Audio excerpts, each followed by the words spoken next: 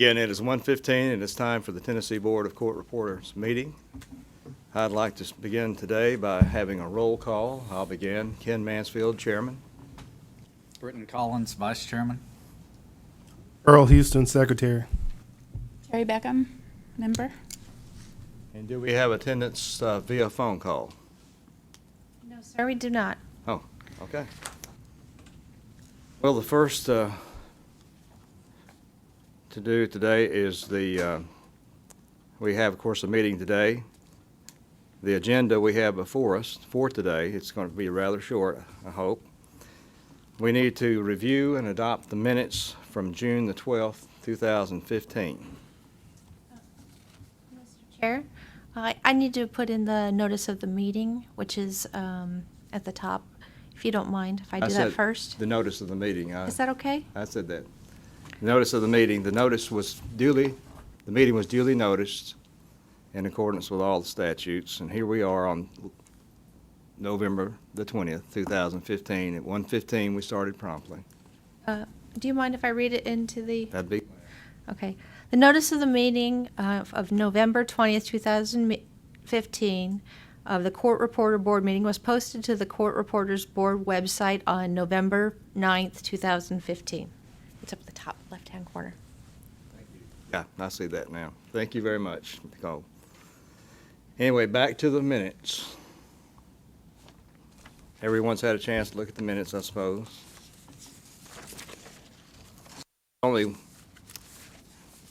There's a couple of things I would notice, and one is where there was an opinion made by Mr. Collins, not adequately stated in the minutes that it's an opinion of one of the members and not the board's opinion as a whole.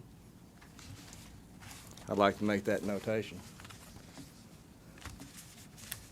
Noted. Earl Houston.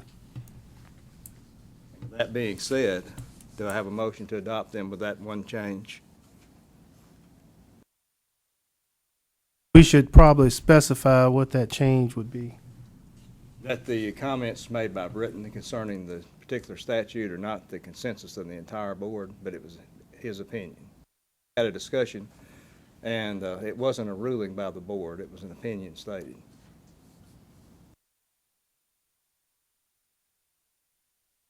I don't want it to go down in the minutes as that is a board decision. I agree. With that change, do I have a motion we adopt the minutes? I make a motion that we adopt the minutes. Do I hear a second? Second. I would think we would defer adoption of the minutes until after we've received and had opportunity to review the.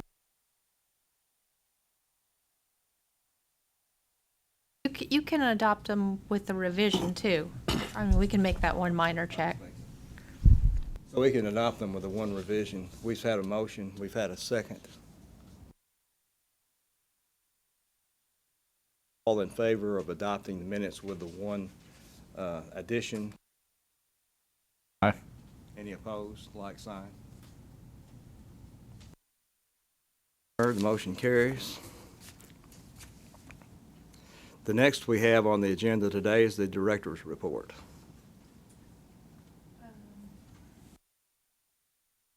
Just as a matter of formality, could you review and adopt the agenda also?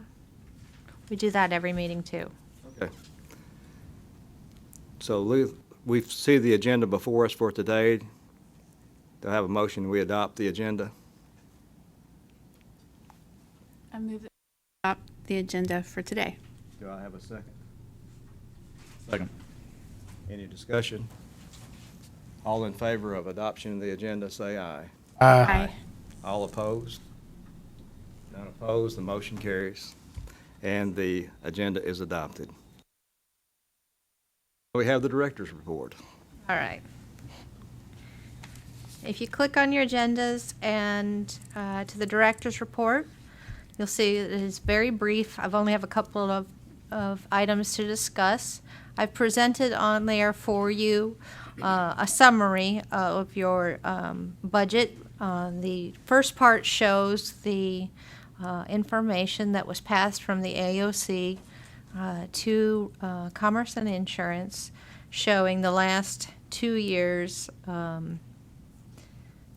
budget information, specifically the total expenditures and revenue from fiscal year 2014-15, including the adjusted reserve balance. The total expenditures from last year was $46,832. The net revenue was $19,841, and the adjusted reserve balance was $83,678. Thus far, in this short period of time that we've had this fiscal year, we've only had a total revenue of $1,150. We haven't had expenditure reports yet for what we've spent, but those figures will come in soon. The license count so far is we have 522 active court reporters, 22 inactive court reporters, 8 temporaries, and 123 expired.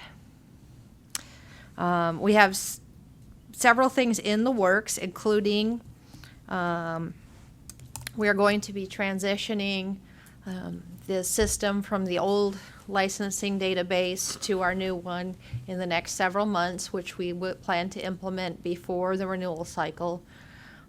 We have already issued several new licenses. The new licenses come out, and this is an example of one. I'll just pass that to the. In a way with the identification cards for the Board of Court Reporting. Yeah, the licenses are the same as all of the licenses that are issued throughout the Department of Commerce and Insurance. So this is the new license that all of your licensees. About that, and you all would know better than I would, but does that card traditionally allow?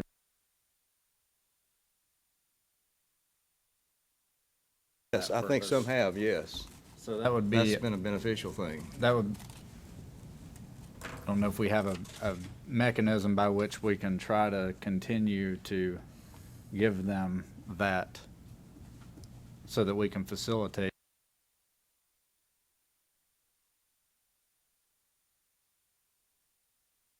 That the Board of Professional Responsibility sends out, or the Supreme Court sends out, and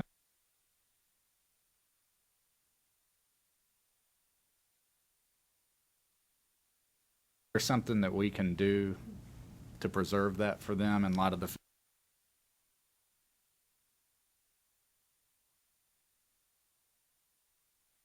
You'd have to look into that. You may have to use your driver's license in conjunction with your court reporter ID, ID card. You'll see on there, if you open it up, it has a pocket-sized card as well as Okay. a wall license. Okay, I didn't see that So- part. So it does have one that you can carry I with didn't see you. that back part. Okay. Okay. So Thank you for that clarification. it does have one that you can put in your wallet. I think that Okay, accomplishes that will. what we're, That'll take care of that issue. yeah, I didn't Very see well. that. A person could laminate it. You have your wall certificate and a pocket card. Okay. But First. you, in order to have the photo part, you would have to actually show that you.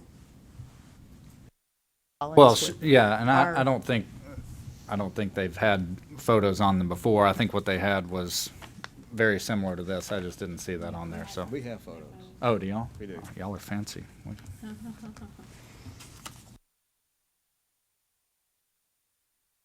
Much fancier than we are. They were fancy. They were very fancy. Not a good photo, but it's a photo nonetheless.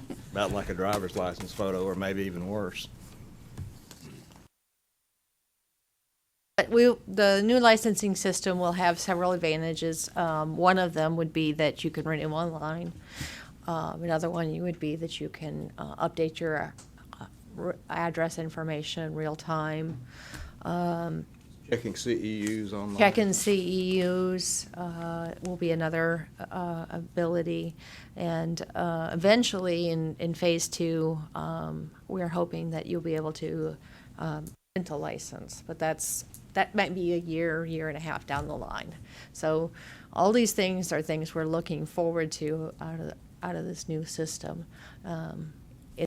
It's just starting. We're in phasing in all of the current programs that we have at reg boards. We haven't started co-reporters in on that yet. You guys had your own licensing database, and rather than immediately submerging the program into a database, we're gradually easing in all of the new boards, but looking forward to good things with the new licensing system. That is the conclusion of my report. I've got a little something to add, not to your report, but I do see on the report that we're losing reporters.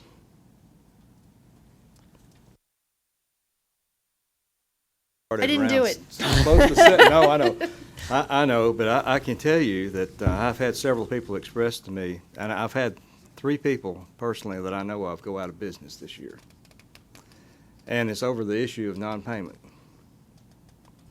And so, just for the record, I wanted to read actually from the Tennessee Rules of Civil Procedure what would alleviate that problem many times.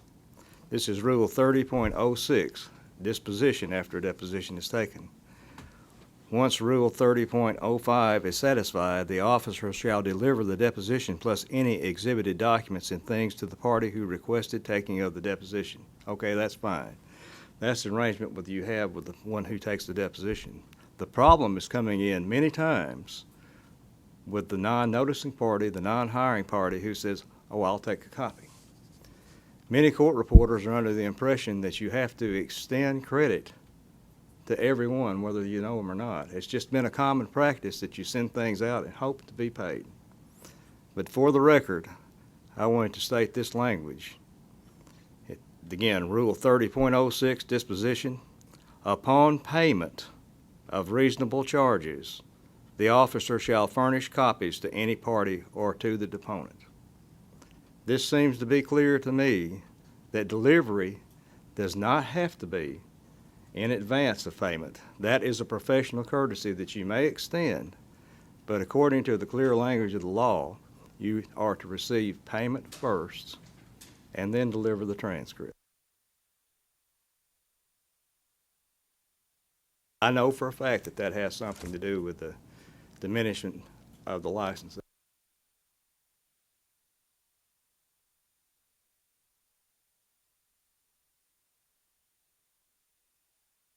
Board. Okay, excuse me. To begin, the first case we have is 2015-01. This is a consumer complaint alleging that respondent failed to provide a complete and accurate transcript in violation of Tennessee Comprehensive Rules and Regulations 0455-01-04-.01(1)B. Complainant alleges that respondent was hired to transcribe a Rule 60 hearing. Complainant states that respondent failed to timely produce the transcript, and upon delivery, the transcript contained missing information as well as additional information. Complainant states that after several attempts at reaching respondent, there was no response or corrected transcript provided.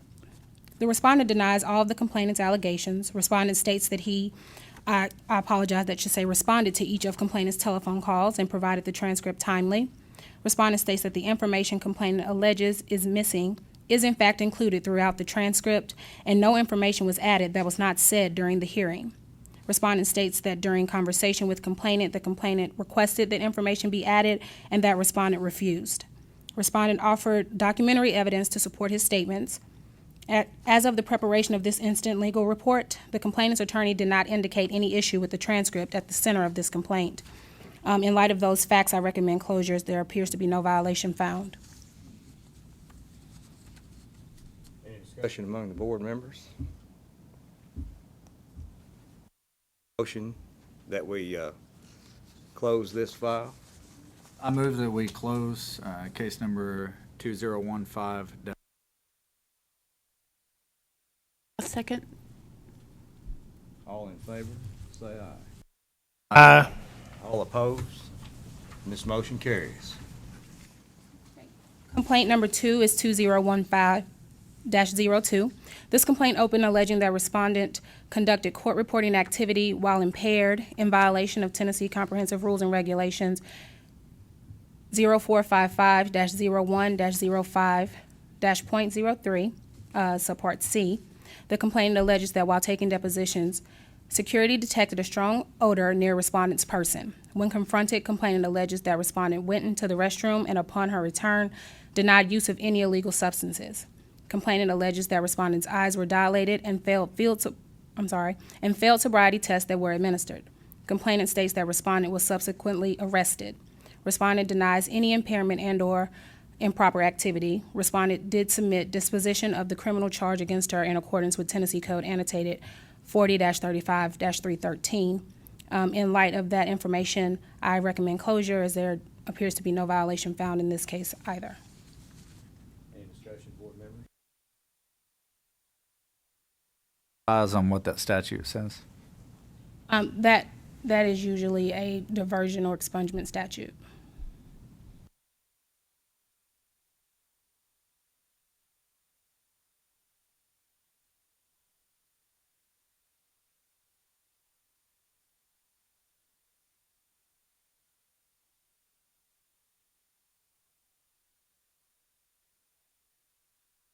How did anyone submit to field sobriety tests or failed sobriety tests? According to the complainant, the respondent was asked to complete a series of tests, and from that, they determined that the respondent was impaired. And from there, that's where the subsequent arrest allegedly occurred. Recommending we close this action as the proper criminal channels are being pursued. It has gone through the criminal channels, and it was disposed of under the statute I cited. There has been a resolution in this issue, and there hasn't been any action brought to the board about this person's license. No, sir. No, the criminal case underlying that was expunged, so that's why I'm recommending closure.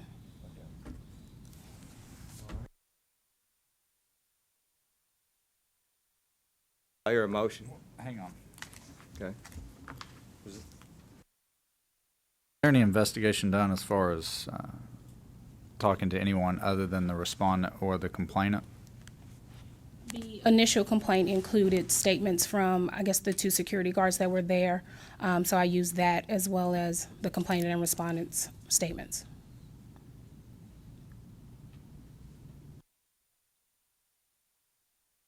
Have a rule that has to do with a person being under the influence of something.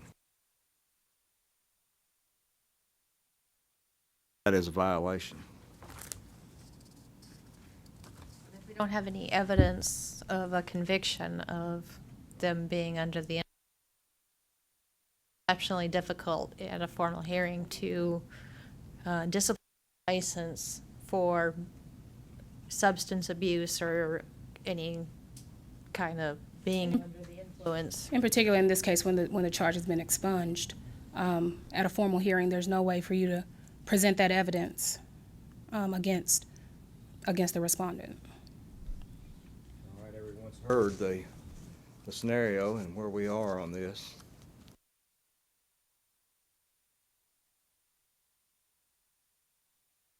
Second. Sure.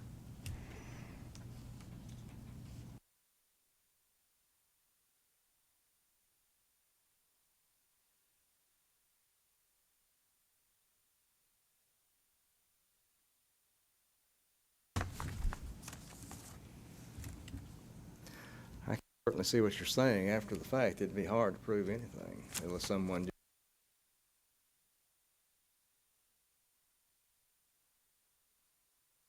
Well, I'm sorry. You won't have any evidence. Can't have it.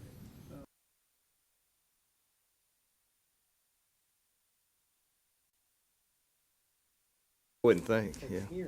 Right, absolutely. Mr. Chairman, the expungement statute, I mean, pretty much if you've done criminal defense, obviously it allows for first-time offenders to be, basically the record is wiped clean if you submit to certain conditions imposed upon you by the judge, and then do those things. The court will say, okay, we're going to expunge this, and it'll be like it never happened. I think under this situation and these scenarios that we're presented with, and the proper course has been taken, I make a motion that we close this file. I second the motion. All in favor, say aye. Aye. Aye. Aye. Opposed? It carries. Please proceed. Case number 3 is 2014-02. This is a two-part complaint. This is a consumer complaint alleging improper conduct by both respondents in violation of Tennessee Comprehensive Rules and Regulations 0455-01-04-.01. The complainant alleges various violations by respondents. Of the violations claimed were the violations found under the Tennessee Court Reporters Association Code of Ethics. The complainant states that respondents mailed copies of transcripts to an incorrect address and further destroyed the audio recording of the proceeding, destroying the confidentiality and security of the information. Complainant alleges that respondent failed to disclose a potential conflict of interest or appearance of impropriety between the hiring attorney and the respondent. Finally, complainant states that respondent improperly charged for services rendered. There was no response to this complaint from the respondents. However, the complainant's evidence reveals communication between the hiring attorney and the reporting firm regarding the schedule as well as fees charged by the reporting firm. Complainant's evidence shows the request for tax information and detailed fee charges. However, there is no indication whether that matter was settled. In this case, I recommended closure as to both respondents, and my reasoning for that is that the complainant's allegations reference the Tennessee Court Reporters Association Code of Ethics. However, the complaints here are investigated in relation to statutory and rule regulations only. There were no violations found based on those allegations under those particular statutes or rules, and the dispute with the fees charged would equate to a civil issue. Any discussion, board members?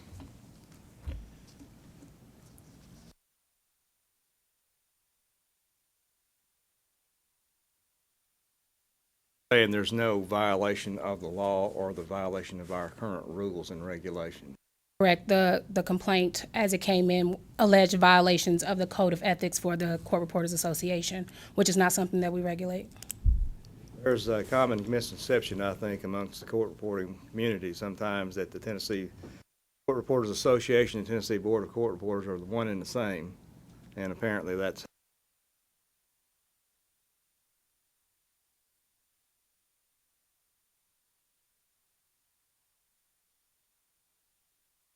I move that we close case number 2014-02A and 2014-02B.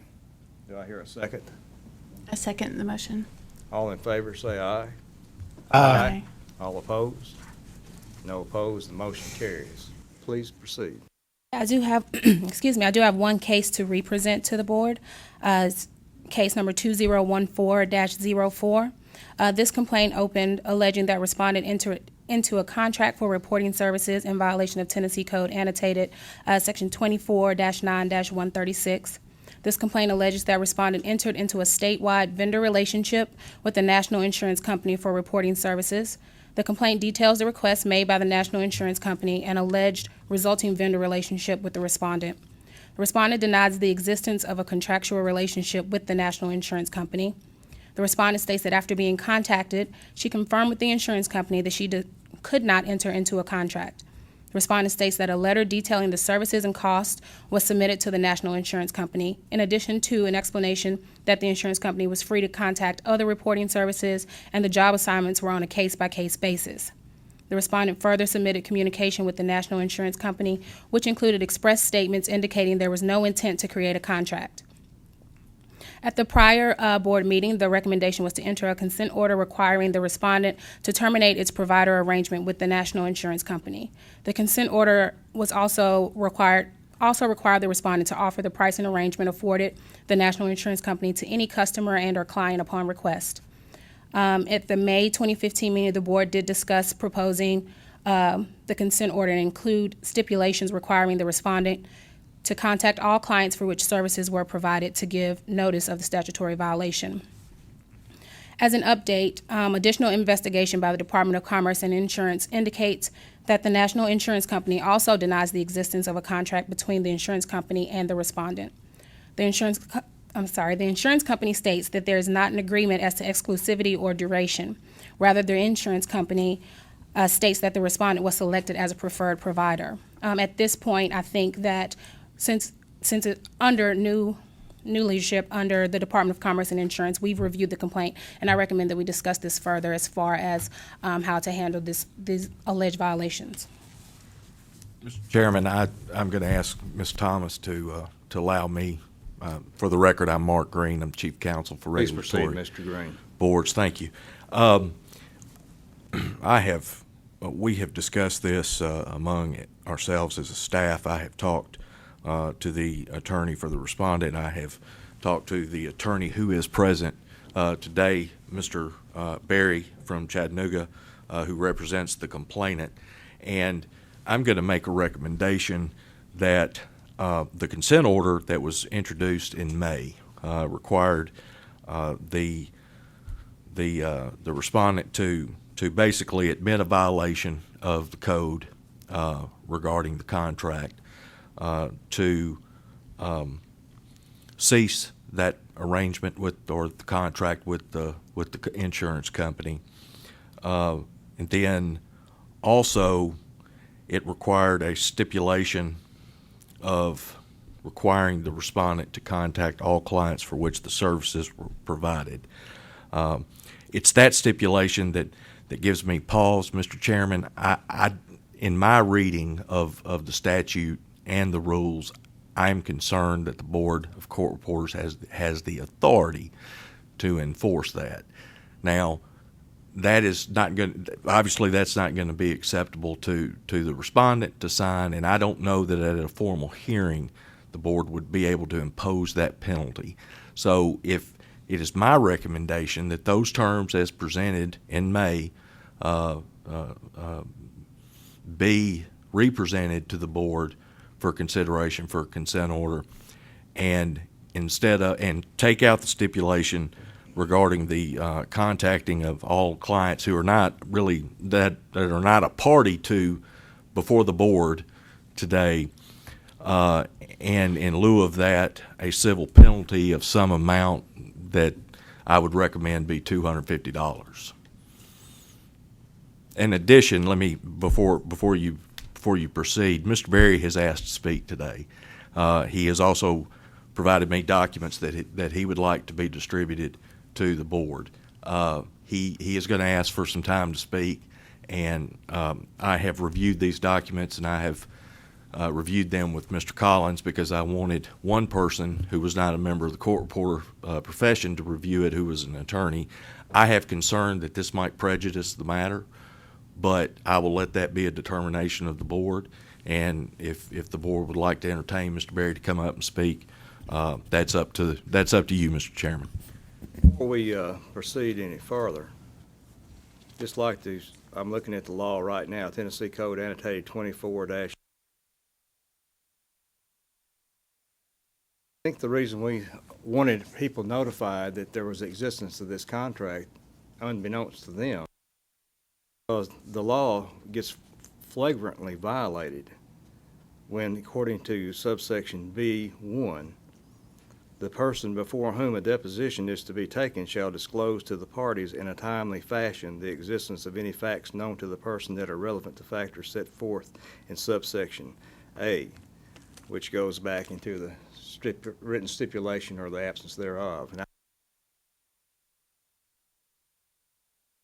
was a written stipulation, it shouldn't be difficult at all to produce what the board asked for. It wasn't one, it was a flagrant violation in a Class C misdemeanor.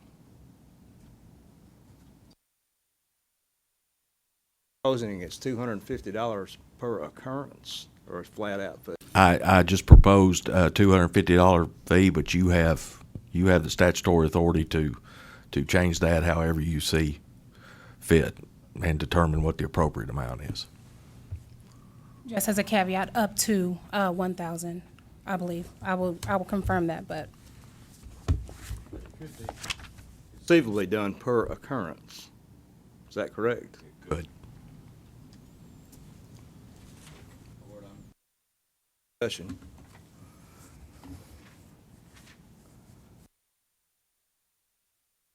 Just one moment, please. You certainly may in just a moment.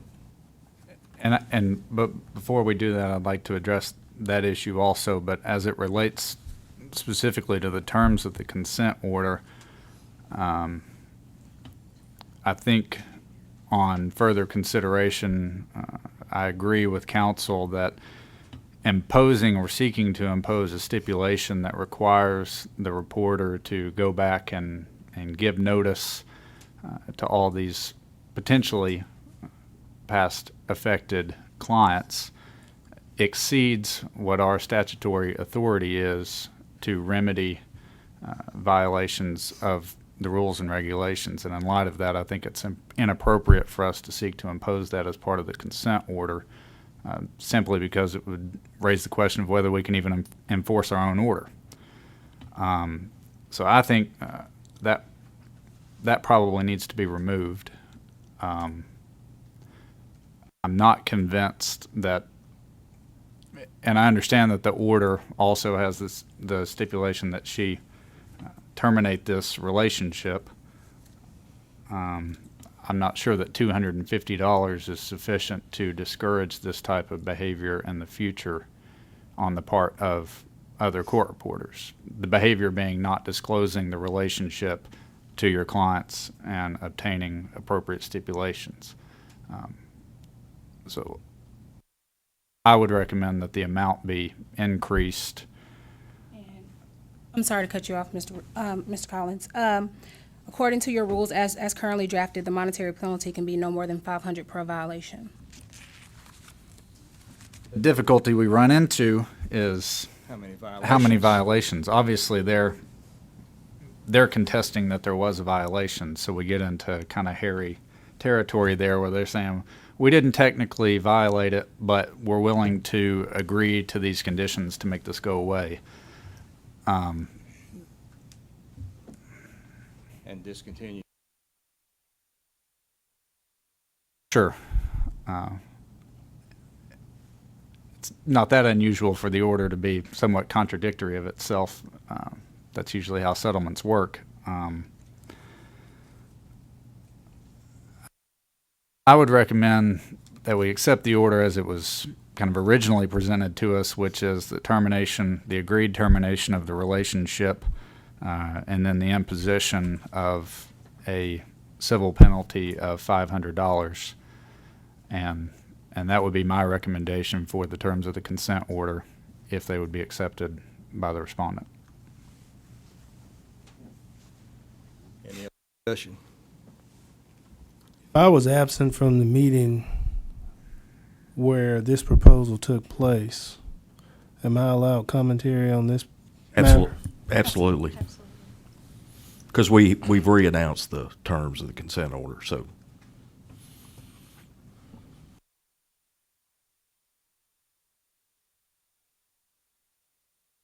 Discussion.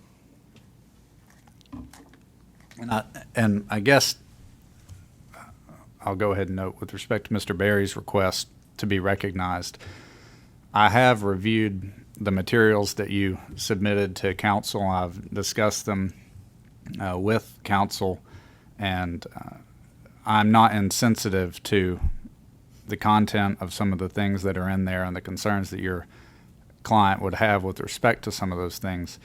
That being said, I agree wholeheartedly with counsel that the presentation of the specifics of those matters to the members of the board would likely be very prejudicial to the resolution of this complaint. And I don't think that the content of those documents is relevant to the inquiry before the board as to whether there was in fact a violation of TCA 24-9-136 in this circumstance and what the appropriate remedy for that would be. So I would recommend to my fellow board members that those matters not be allowed to be presented to the board because of their prejudicial value If Mr. Berry wants to speak on other matters without reference to those materials, I think that would be fine, but I don't think that those matters are appropriate for presentation to the board. I tend to agree. I think that if we are going to accept the consent order, it would be fine to speak, because that would be the end of the resolution of the case. But if we're not, it would give evidence to the board that we don't need to hear, possibly. Well, and to that point, right now, all we're discussing is a proposed consent order. It hasn't been agreed to, these terms haven't been accepted or otherwise discussed with the respondent. So we're really talking about what are the terms of the consent order going to be that we're going to authorize council to present to the respondent. If they accept them, that'll be that. But right now, we're just crafting our offer, basically. So, at this point, there's really no order in place until we decide what we want the terms of that to be, and then it's accepted by the respondent, which it may not be. And if it's not, then we'll have to proceed forward into a contested case hearing. In which case, it would not be appropriate to hear any factual information. At Correct. this point. Particularly some that I consider to be irrelevant to the question of whether there was a contract and whether that was disclosed, which is really, I think, the only things that we care about.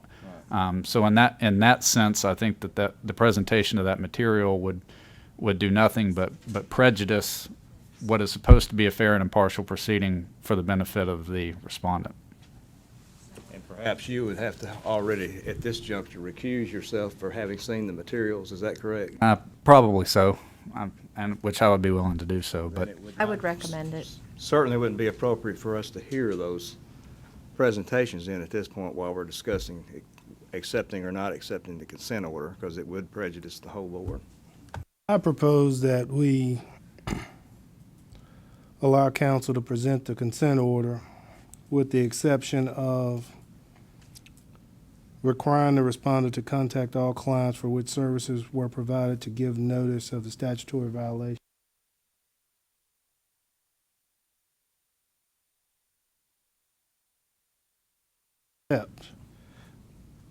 With regard to the line out of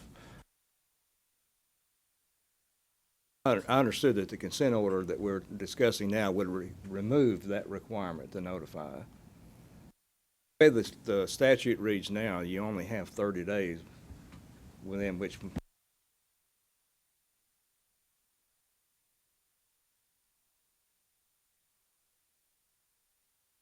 30 days from when you have knowledge. So that's problematic too, I think. But still, we're still discussing. Any more thoughts?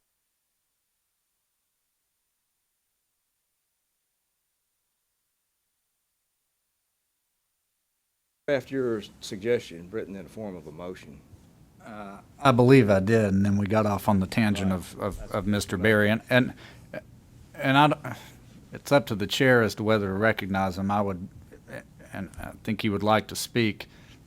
I've made my comments, which I think reflect those of our council as to what the scope, if we're to allow Mr. Berry to speak about what the scope of that would be. Certainly, it's the chair's discretion about what to do.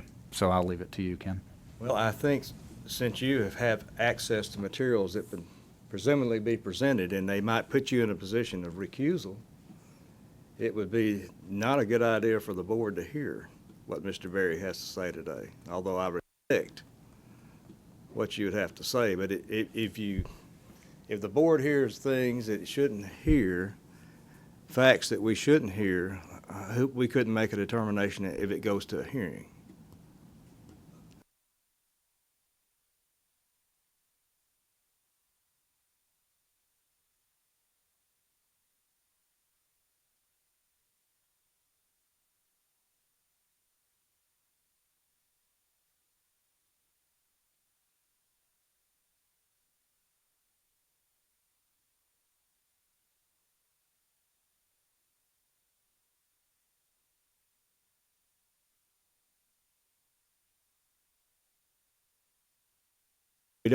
We don't need to hear it. I thought perhaps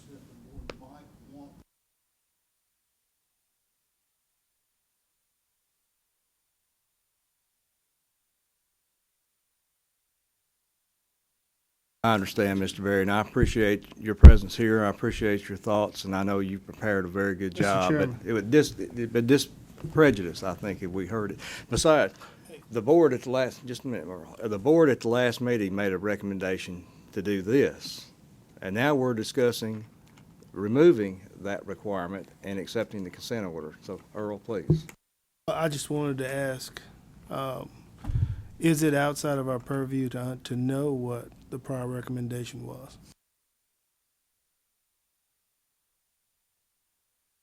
The prior recommendation, it did not have what Mr. Berry is referring to.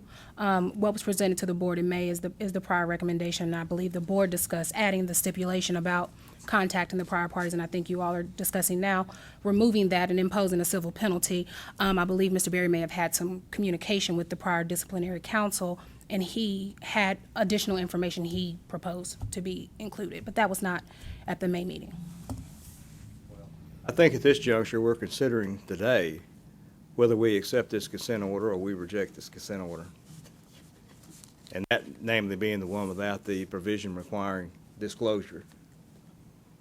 So that's where we are now. We have a motion from Britton to accept the consent order with a $500 civil penalty.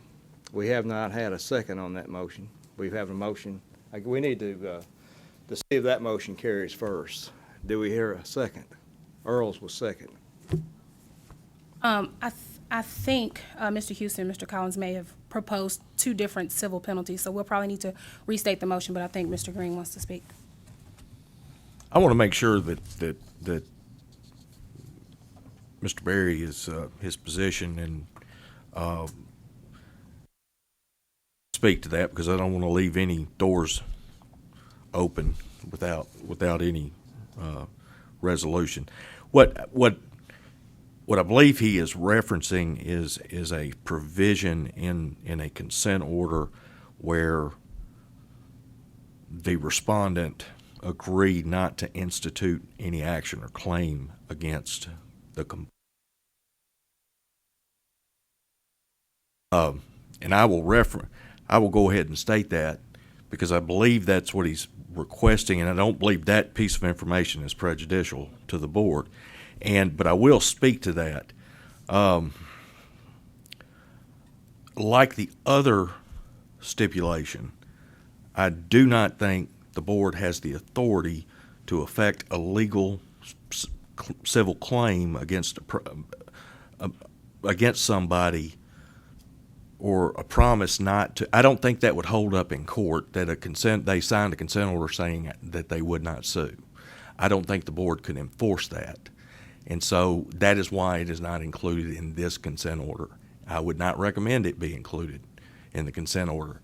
However, if the board wants to make that a stipulation, it is up to the board's discretion. Mr. Berry, could you present your statements without presenting any facts?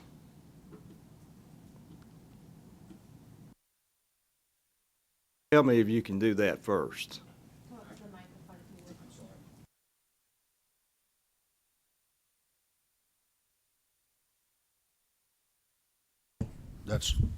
That's all I can do. No, sir, we can't hear that. I'm Well, sorry. And I've reviewed those materials, and I believe that council's characterization of that is fairly accurate as to, I think, what you were concerned about and what the hopeful position of the board would be. We have our recommendation from our council, and I don't want you to think that we're not sensitive to your client and their concerns. I know that you came up here at expense to yourself and to your client, and we have great respect for you and for that fact. But our obligation is to try to create a fair and impartial proceeding for the respondent, and that's ultimately what we are charged with doing, and to give her her due process. And in light of that, I think anything beyond that would be inappropriate. I understand your concerns wholeheartedly. I understand your concerns wholeheartedly. But I think we're constrained at this point to consider anything beyond that.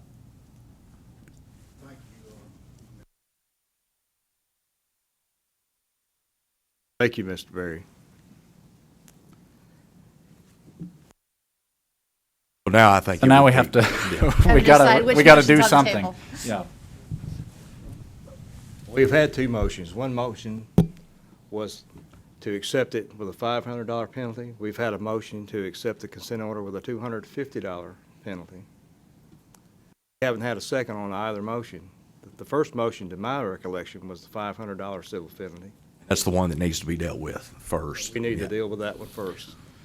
That's the motion on the floor, that we accept the consent order with a $500 civil penalty. That motion was made by Mr. Collins. I would second that. We have a second. All in favor, say aye. Aye. Aye. All opposed? No. Nay. 2 in favor, 2 against. Well, let's go to the second motion. The second motion was by Mr. Earl Houston, that we accept the consent order with a $250 fine. Have a second. Well, we need to make it clear that we're accepting the proposed Proposed consent, consent order. with the exception of line item and out. That's out. That's out. That was on both motions. That's out. Do Second. we have a second? No, Oh, you made the you motion. made the I motion. Go. Do we hear a second?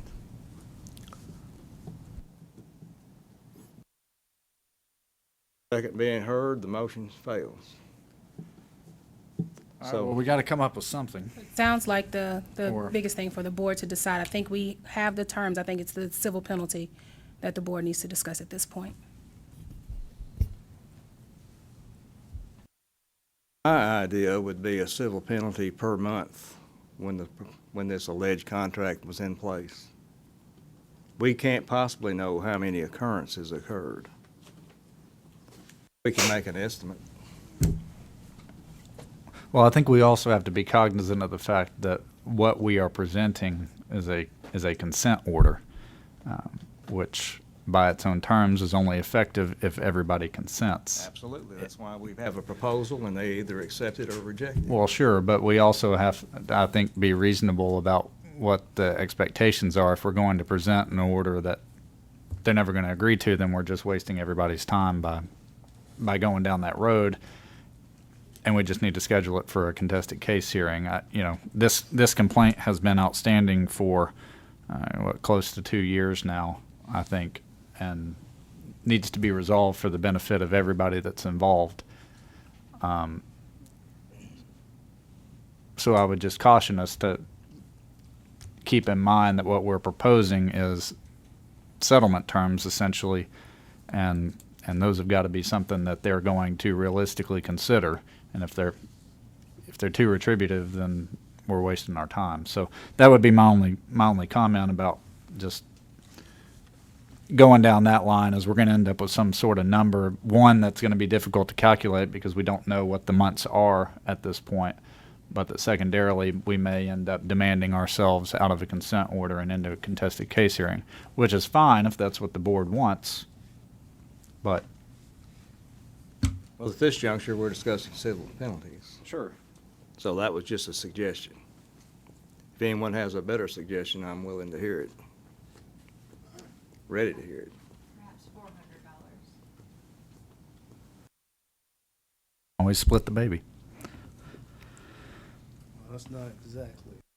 I know. 300. We're close. 375. That splits your baby. Go at once. All right, I'll make a motion that we authorize council to present a consent order on the terms we've discussed of ending the relationship that was the subject of the complaint, and the imposition of a $375 civil penalty. And I think that would get all the terms we're concerned with, right? So we have a motion before the board to accept the consent order with a $375 civil penalty. I'll second. All in favor? Aye. Aye. Aye. Motion carries. I will present that to council and report next meeting, the result of it. All right, I think we are through with that part. That does conclude the legal report. Right. New rules draft. Okay, on your iPads, there should be a draft of some rules that I've been working on. I propose that we look at those and discuss those for a possible rulemaking hearing. I'll give the board some time to look over it, and we can discuss what's been drafted thus far.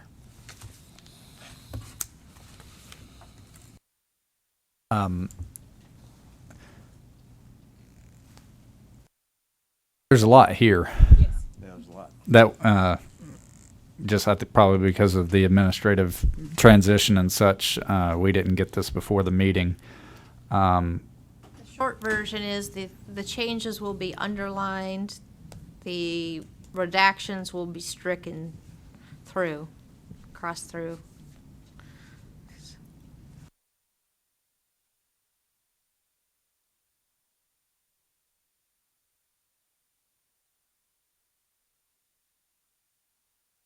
Mine's all clean. Mine is too. So those are, Documents, so it sounds like what you all have are the proposed new ones.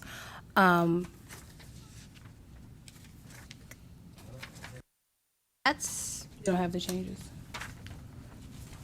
well, there's Regina just the applicant section. this is the clean. It gonna cause any problems to reserve this for our next meeting? Yeah, we might need a 5-minute break, maybe we might have to make some copies. If you just want to take a recess, we can try to get some copies for the board of the red line version. Maybe a 10-minute break. To answer your question, Mr. Houston, I think in order to expedite, the amount of times that the board meets, and it'll be February before, we probably need to have some discussion and some idea on these rules today, and so I think that's kind of the urgency. And To just- answer your question, Then I'm in could favor of the draft- short break. Okay, and just to that point, I've drafted a lot of rules. Of course, if the board only wants to address certain ones, I think Please I think that would be okay. identify by But page number, and that will help us, because ours are all clean. It's my understanding that they have a lined version. Yeah, we we're have- gonna go get We're gonna it. go get Oh, that. okay, good. yeah, we're going to get it. But I'm Then I- saying, while we're waiting for that, if you just take us to the page, we could look at it that way. Would it be out of order for you to provide those? We can hold things in recess while we also are able to review them without discussion. Sure, as long Just as so you we're don't- not all sitting up here in silence and y'all are staring at us and they're sitting there and everything else. You get us the copies, we can review them for 10 or 15 minutes on our own, wherever, and then we can reconvene and have discussion. I think that'll cut down on some of the awkwardness of. We'll take a As long as we timeout. don't have any deliberations, Sure, yeah, no, we're not going to talk about them, but just that way we're not all sitting Yeah, well. right here together while we try to The military discern the applicant changes. section is At entirely. this juncture, then, clean. let's take a Okay. timeout and wait for the underlying rules, and we'll just be out of session for, back on? Okay, now we're discussing the proposed changes to the rules. That's correct. So you should have on the iPad the clean version, and what we've handed to you is the red line version for you to review and discuss. The first thing that I'm noticing is on page 3. You're referencing the red line packet? The red line. Okay. Maybe for And it's clarity, we should all reference that, Red line? the red Okay. line version as opposed to the one That's on the the red line iPad. version, it's the one, the handout, page 3, 0455-1-01- just go down to 4. It says, any person wishing to obtain copies of public records shall submit a written request to the Board of Court Reporters. That would be for the Department of Commerce and Insurance. Correct? Yes, yes, that's correct. So that's, when you say the Board of Court Reporters, that's really referring to our administrative. That's correct. Yes, to the board office. Yes, That's the sir. only question I had about that. And I guess to that point, I'm not sure there's ever been any consistency amongst us or anyone else about what this board is actually called. Sometimes it's court reporters, and sometimes it's court reporting. It's Board of Court Reporting. Yeah, and that was my understanding. It is. But we use them interchangeably all the time, to an extent, it's a matter of semantics, but also perhaps not really if we're promulgating rules. So I would just bring that to your Absolutely. attention. I'll make that edit. It needs to be consistent. Yeah. We do it just the same as everyone else, so it's. Yeah. I think it should always be Board of Court Reporting, Reporting, because, okay. it doesn't belong to the court reporters per se. It's the state governance body.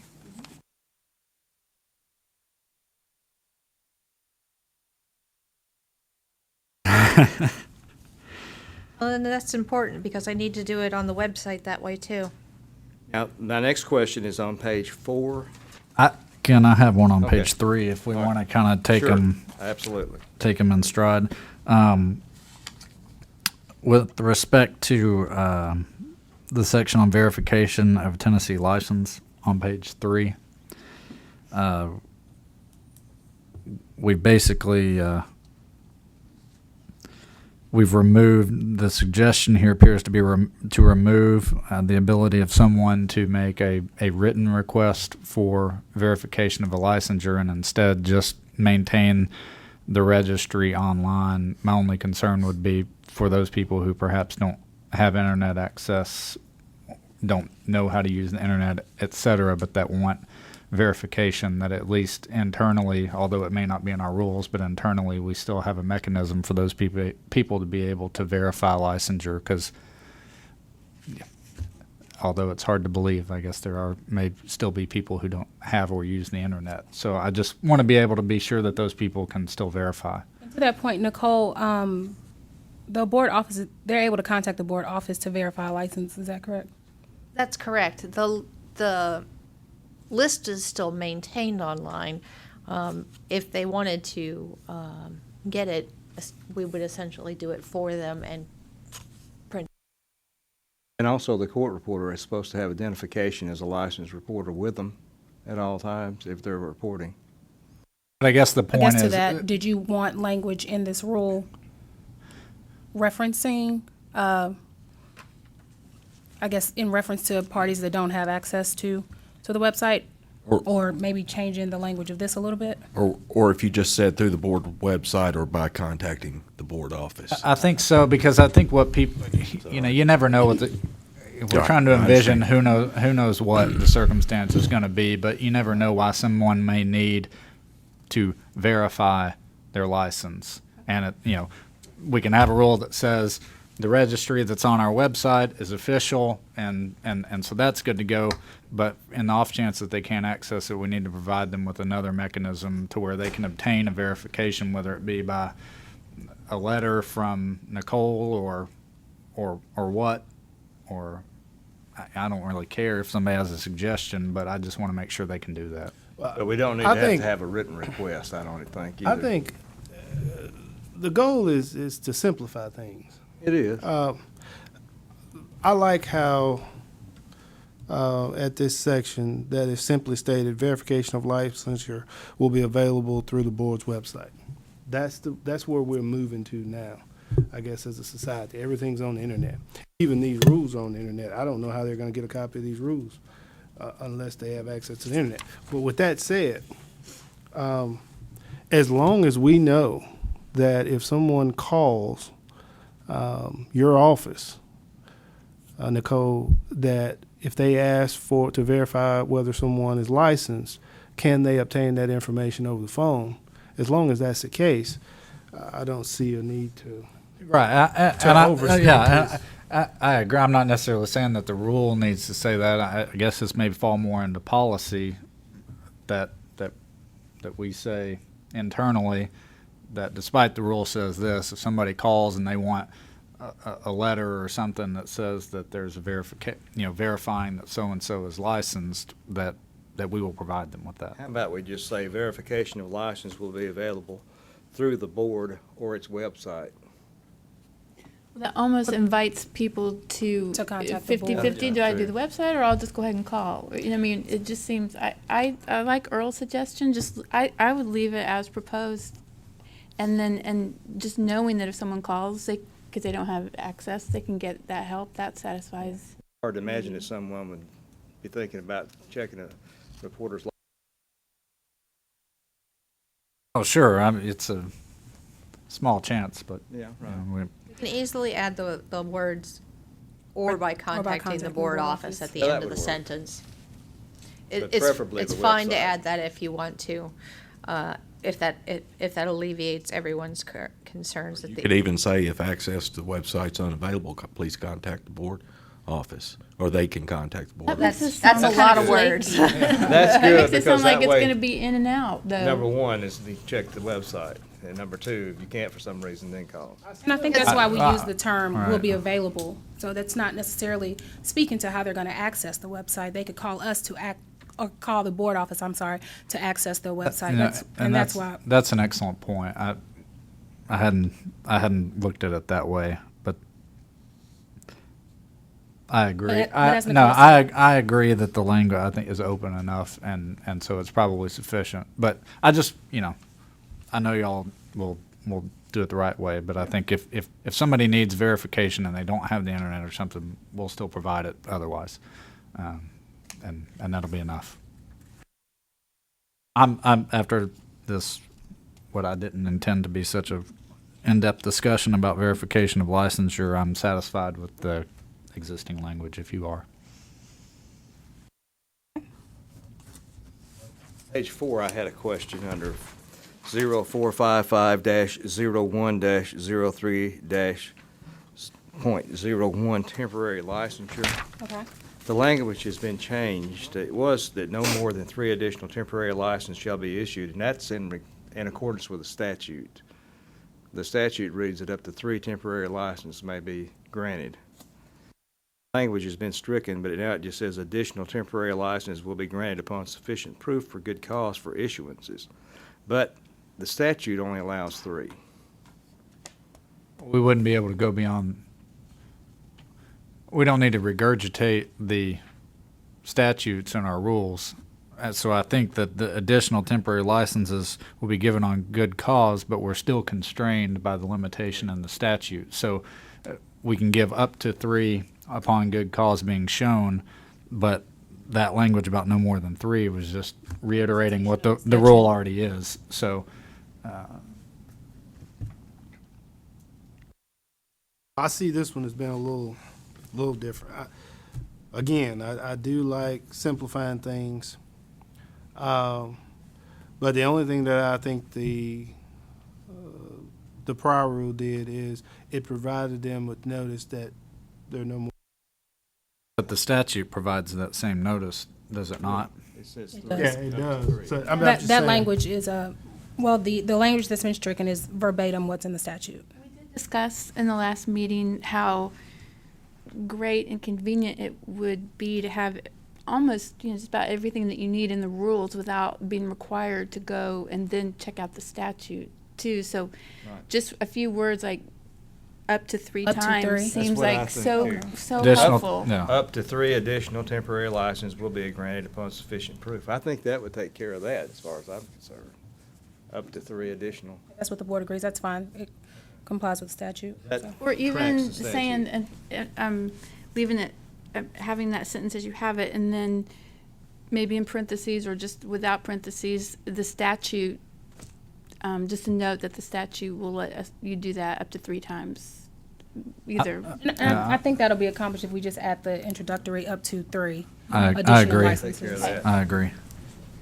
And of course, all the grandfathering things have been stricken because they're no longer applicable. On that same page, with respect to the fee schedule, there's been a suggested change of the reinstatement fee from $500 to $350, and Frank, we've had I don't know we had a lot of conversations over several meetings about trying to revise these, and that's been happening for about 18 months now, I think, and I'm not sure when you were doing these revisions, if you were given the benefit of the notes and such, or if you got from David the changes that he'd did done over the years and such. So, and I can't remember if some of these changes were ones we recommended or if they're just These changes, they came from me. I was not privy to the Okay. minutes prior to that. Okay, so I just want to be sure, and I will defer to our executive director and her wisdom about fees and our solvency. But as we're suggesting reduction in fees, even though it's one that probably doesn't get used a whole lot, but just to be sure that we're on good financial grounds to reduce a fee, and that there not need to be any increase in any of the existing fees. A 10% late fee for each month, it's extremely difficult to calculate. And I don't have a It's problem with that just one easier at to all. calculate $20 per month. And to that point, just for clarification, the late renewal fee, of course, it goes with the statute, and it's based on what the license fee is. If you do 10% of the 200, it's still $20. Right. So I just stated it more clearly than the 10%.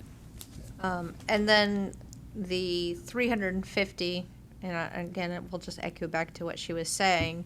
It sort of goes back to, you almost have to reapply. It's more than the licensure fee, but if you're charging that much to, I mean, it's more than double what it costs for them to initially apply. It's 500, yeah. It's a significant, it's punishment for having expired. And my reduction, I'm sorry. No, that was the point, is it was extra punitive, you know. There's $20 a month fee anyway.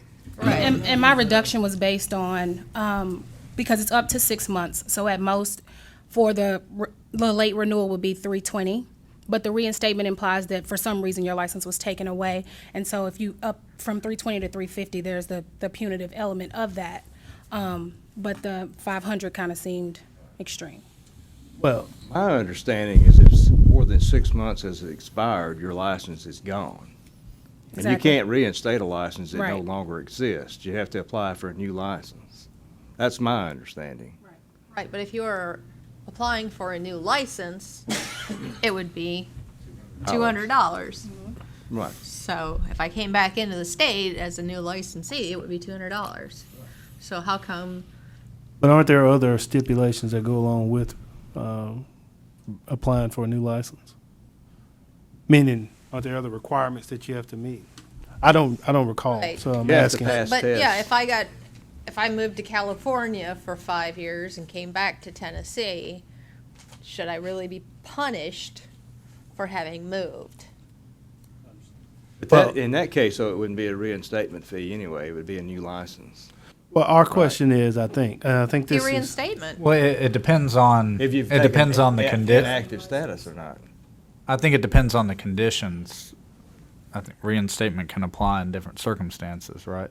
well, I think what we were So- concerned about is the board also has to generate revenue to sustain it. So what we're concerned about is we've got to generate revenue somehow, and if we generate, it's easier to generate revenue off of intentional acts as opposed to just raising everybody's renewal fee. So that was a way of gaining additional revenue, in a sense, for someone who did something that they shouldn't have done by letting their license expire and not renewing it within the renewal period. So I guess the question we have is, and I know you said you would take care of this during earlier discussions, but do you see a need for us to have a reinstatement fee of $500 as opposed to 350 to be financially responsible, I guess. I don't believe so. I think that if you were in financial jeopardy, I would make a recommendation to the board that the licensure fee be the fee that the board adjusts, rather than a reinstatement fee, because the reinstatements are an unknown figure. Your licensures are generally a fairly stable income source. Your license, unless something tragic happens in the cycle, your license numbers tend to stay relatively the same. So if all goes well, your board should be financially stable based on your licensure fee. So your license fee should keep you in a financially stable position. If it's not, that's the fee that should be adjusted. Depending on a reinstatement fee or depending on a late fee to keep you financially stable, I don't think that's a good way to keep your checking account As long as we're discussing solvent. this, I'm sorry to interrupt. For clarification, a reinstatement fee would be for someone of necessity who had taken inactive status. Because if they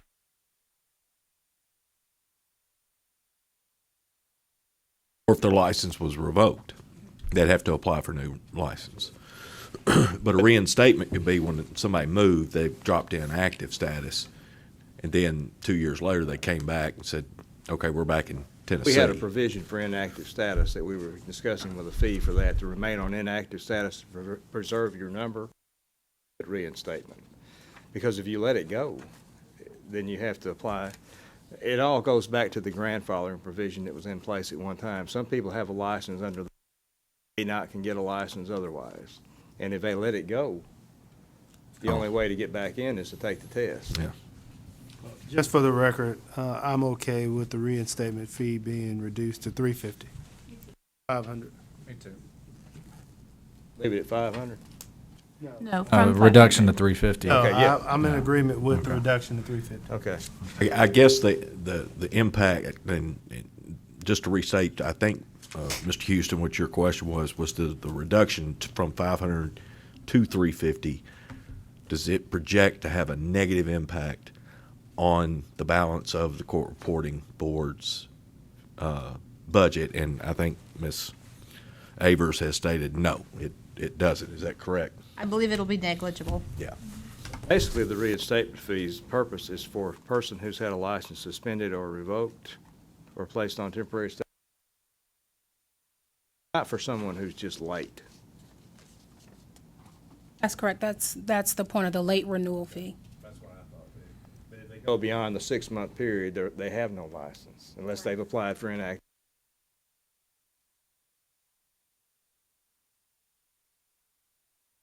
Next, revision. Anybody have any questions regarding licensure by grandfathering on page 4? That's all gone. Yeah, we'd already talked about getting rid of that.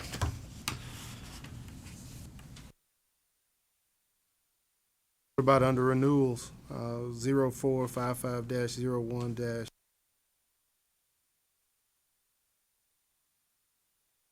I think that cleans it up. It's just, it's good for 2 years and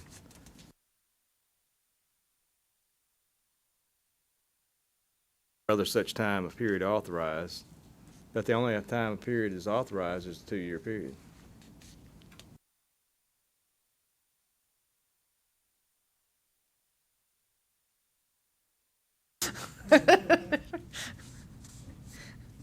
I'm good with the renewal section. All right, Terry, you okay? Yes, thanks for asking me. Let's keep going, page 6.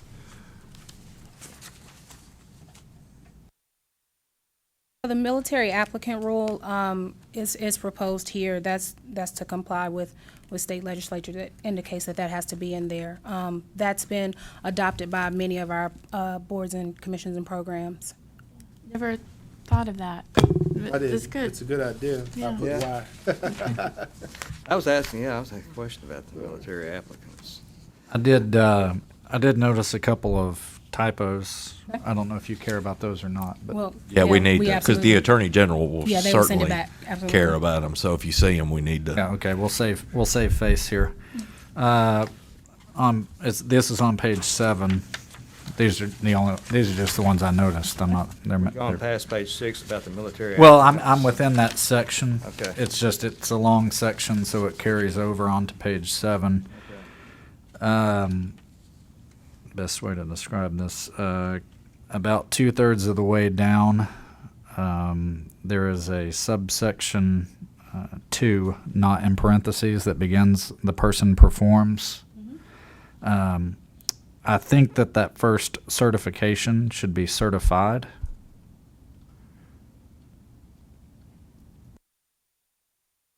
Yeah. And then on the next line down, demonstrating, I think should be demonstrate.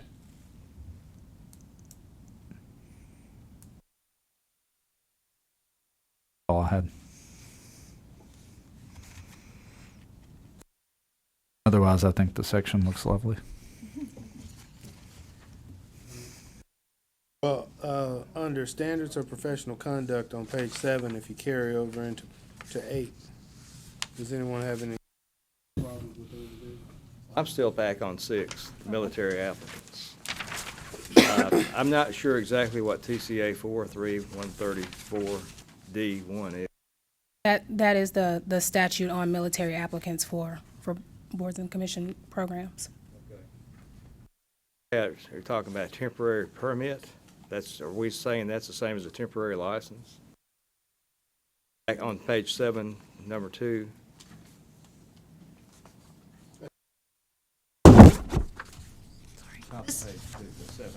This statute grants the ability for a military applicant or the spouse of a military applicant that moves to be granted a temporary license if their credential is not, and correct me if I miss this, their credential does not meet the education or experience requirements of.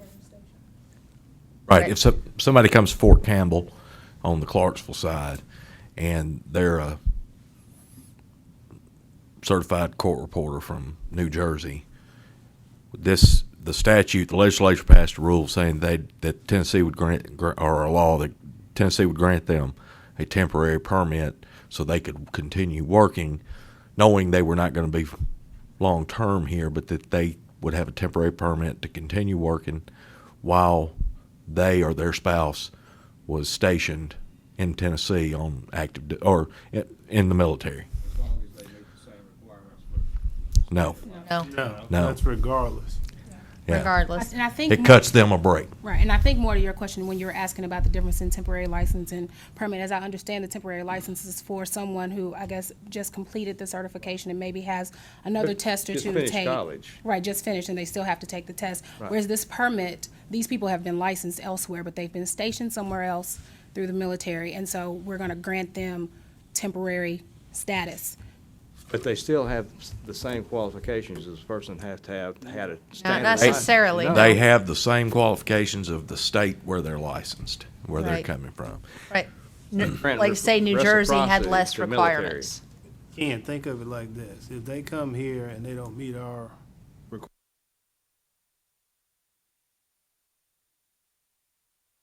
By order of the General Assembly, yeah. Right. And- Okay. yeah. Not something we have discretion Well, over. then we don't have any to say so about it. No. I just hate for people to not being able to get grandfathered in, and they say, well, those military people are getting, I will say, help it, we can't help. I've had to do this for all of the programs that I oversee. There's only been one board, and it does have this where it's in there, but it had to only be allowed for just the trainees, because that particular board had federal authority. But at least it was restricted to just the trainees. But all the other 17 programs has this military applicant section in their rules.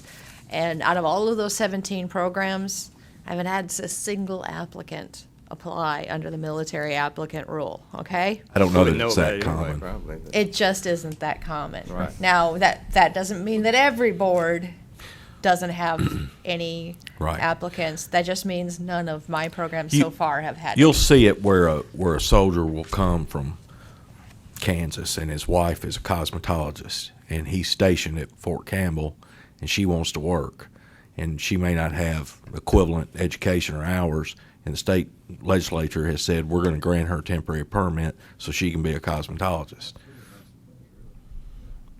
That's what it was I meant to like do. it. I think think it's it's a good well idea. deserved and I think it's a good appropriate. thing. Yeah, Okay. that's But- what it was meant for. But you are saying that We are. but the permit here is different from the temporary license, so there is a technical distinction between the two. I think There that, is. I think that was kind of getting to It was. It was Ken's kinda, I question. wanted to know if it was Yeah. the same thing or parallel to that, but it's not. It also has an end date, so please note that is in there, that they have an end date and they have to eventually, if they're gonna keep using it, they have to complete the requirements if they're gonna continue. It's not indefinite. They eventually, if they stay in Tennessee, they're going to have to get Are qualified. they gonna have to pay the same fee that you pay for a temporary license? No.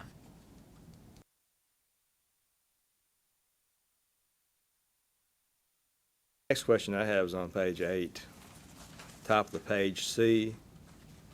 Shall provide information regarding services to be rendered regarding administration of professional services.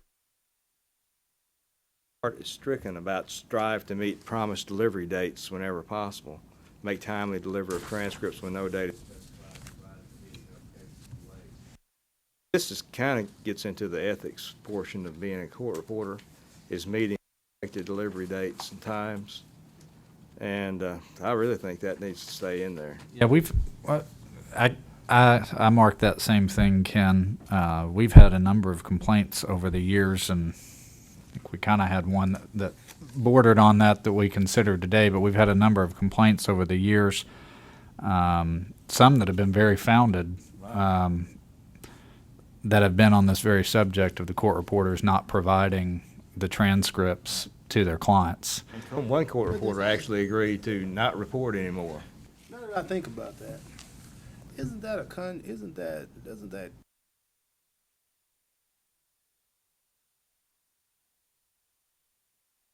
Well, I tell the reporter I want something by the 18th. We have an They need to agreement give it to provide you or tell you why they can't. Then if they don't deliver it to me by the 18th,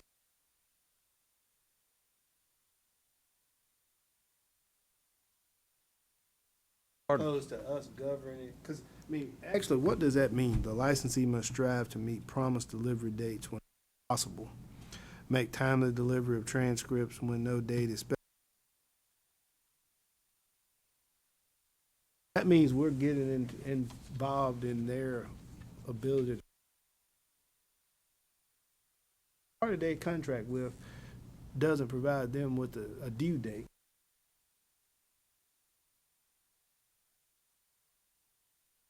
I'm Is not, that what we're saying there? well, This is only talking about promised delivery dates. well, the existing language is not great. I'll give you that, but I do think that the issue of court reporters, because of the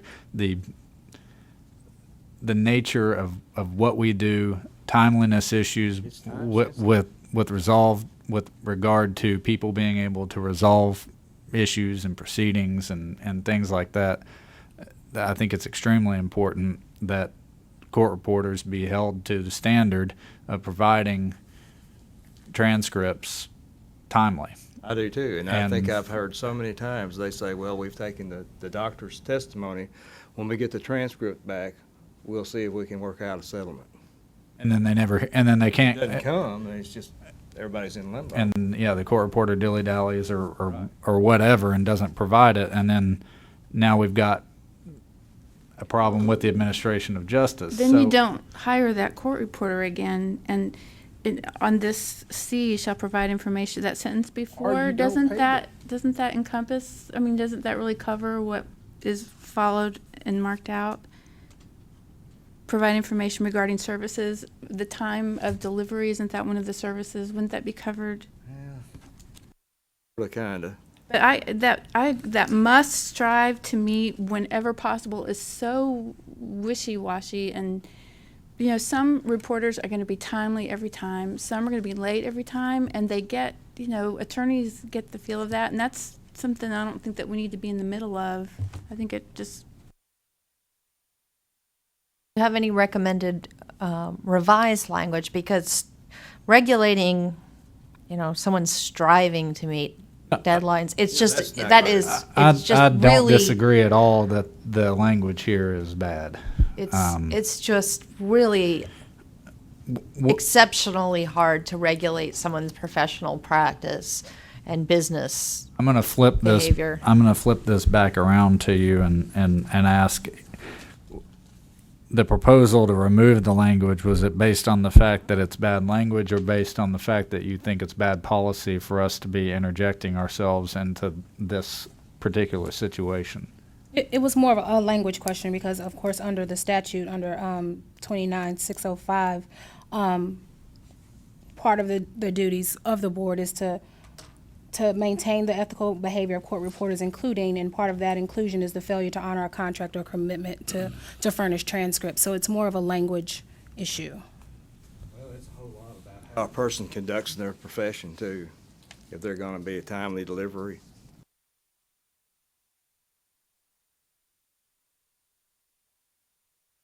I mean, it's certainly a contractual issue to the extent that it's addressed. It's probably also an implied condition of the contract anyways, but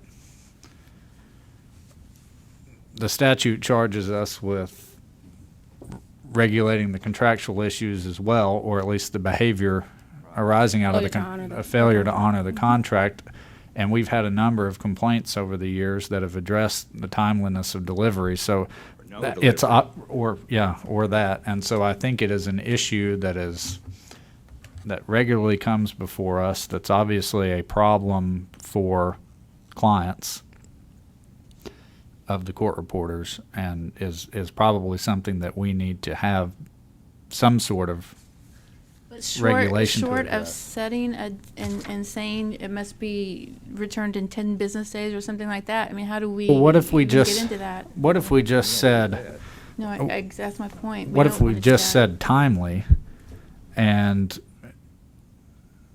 I know that leaves it somewhat open-ended, but if there's a complaint, counsel will have an opportunity to investigate, and if counsel makes a determination that this was timely, they'll recommend to close the complaint. If they think that there's an issue there, it'll go before us for a hearing, and if we ultimately decide there was no issue, then it'll be dismissed. And Yeah, and I think Terry made a good point about shall provide information regarding services. If someone says, I need delivery in 2 weeks, and the court reporter says, okay, I can have it to you in 2 weeks, no problem, 10 days, how's that? And then they don't do it, then that would be a problem.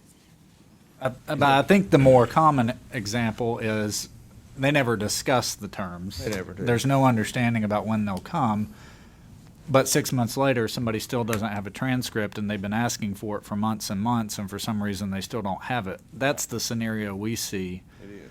Well, And if they ask for it, it's the court reporter's duty to provide it to them. Sure, don't disagree, but they And don't. if they- So then we, And if they don't provide it to them, isn't that still a matter?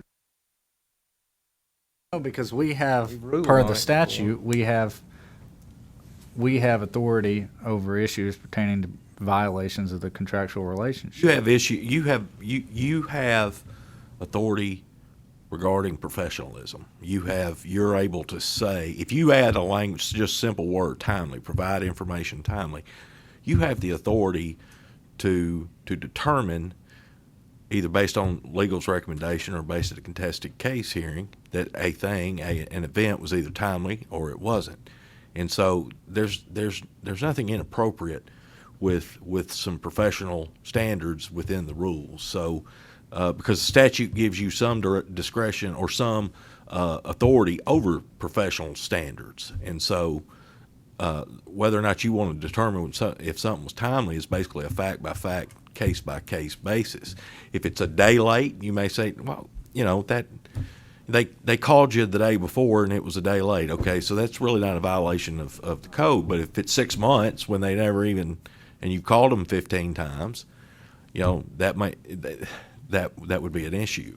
And if this was something that had never come up, I wouldn't care, but we've seen it over and over again. And so it's something that I think is important because of that, and I don't think we need to give up the ability to consider those. Now, So do you want to modify that to include the word time? That's timely originally. what if we just said, what if subsection C had the whole first sentence as it's in there, but then went on and said, and timely deliver transcripts. I'm sorry, I'm trying to go on the fly here, but I think that's fine. and shall And make timely delivery. and shall of timely deliver transcripts. transcripts. I mean, that's the real issue we're getting at, is people not giving transcripts, so people can't push their legal matters forward because they don't have the record. And the one never produced the transcript. Right. Ever. Right. So Never. yeah. Just for clarity, so what I'm hearing you say, Mr. Collins, is shall provide information regarding services to be rendered regarding administration of professional services and timely delivery to all parties? Or professional services to all parties and timely delivery? And shall make timely delivery of transcripts. That would Period. do it. That would do it. That would satisfy me unless somebody Timely takes would be issue with whenever that. someone said it needed to be there, or they said we're not in any hurry, that would cover that. So you're saying after parties, you want to add and timely? And And shall make services to timely- all parties and shall make timely delivery of transcripts, period. Yeah. Shall provide information regarding service.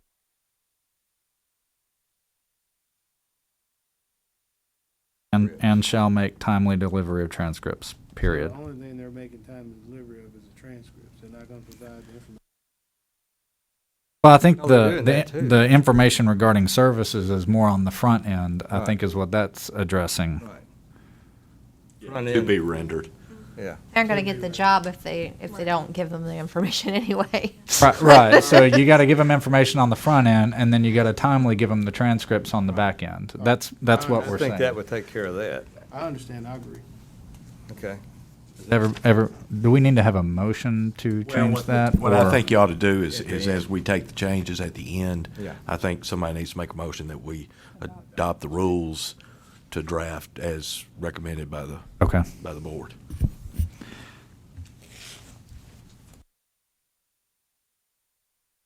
I had to say, I had no questions on 9 and 10. That's all been Do we have changed any to other new questions? process. Do we have any other questions from E through? Nope. Okay. Whole new procedure for handling complaints, disciplinary actions. I guess the handling of the complaints isn't really addressed in the new rules as verbose of a manner as it was before, which I'm not saying is a bad thing, but I just want to be sure that we don't have any issues. Because of your attachment to the Department of Commerce and Insurance and because of our mandate and our standing standard operating procedure, I don't think you have to have it within your rules because that's established for the department. Okay, I'm good with it. And we're still under the Administrative Procedures Act as far as hearings goes, Absolutely. and that's in Yeah. here. so- Right. That's the next rule, after investigations and complaints. I'm very good with that. I just What want to be about sure. the civil penalty section? Page 10. Yeah, we're on page 10. Well, I moved. Have anything on page 9? I did have one question on the investigations and complaints portion. The very last sentence there in subpart 2 finishes up with upon request by the board. That's when, yes, Do we not always require a written? we do. every complaint that comes in, we will send a written letter with the complaint to the respondent, and then it says, please provide within 20 days. We put that in there so that if they don't, then there's a rule that is established that says you didn't provide It a could be a separate response. violation. It's a separate violation. Okay. For not providing a response within 20 days. A lot of times, I don't know that this will be the case in court reporters, but we have some professions that just ignore complaints. They just say, well, that's just, I'm not even dignify that with a response. And you have to say, no, listen, if you don't respond, that's going to be another violation tacked on to the. Right. So we put that in the rules so that people, the profession knows, I've got to respond if I get a complaint.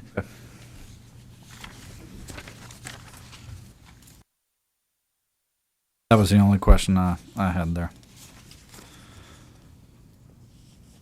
Then the civil penalties section on page 10,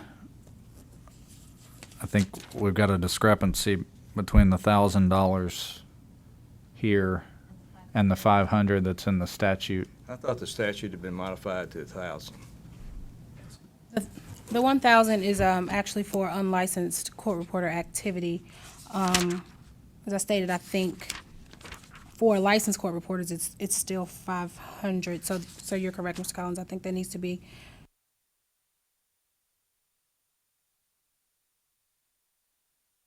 So the civil penalty as defined in the statute is 1,000 only for practicing reporting, without a license. court reporting without a license. But every other civil penalty that can be assessed is 500 against a licensee per violation. So if we say it's civil penalty not to exceed 1,000, would that not include anything lesser than that? It does include up to that amount.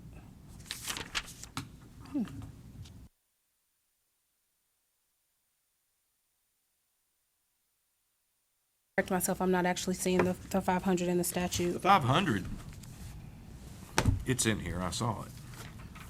You read it earlier. It was 500 at one time, then I think it was increased to 1,000. Even for licensed? I'm not sure about that. Yeah, I think it increased for unlicensed, but I don't.